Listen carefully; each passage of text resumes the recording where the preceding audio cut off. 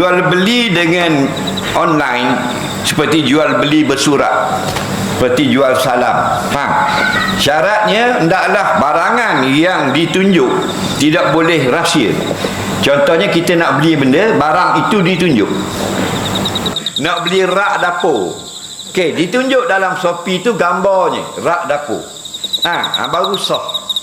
Dan apa yang kita dapat itu yang ditunjuk. Dan pula harga itu kita kenal dengan harga itu, bang kita bayar harga itu.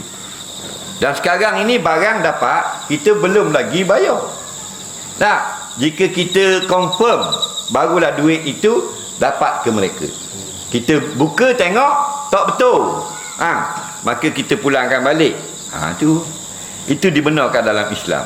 Yang tak benar, dia kata siapa nak beli rak pinggan makuk, gambar tak tunjuk, banyak jenis ada, nasib baik dapat mana-mana, tak boleh.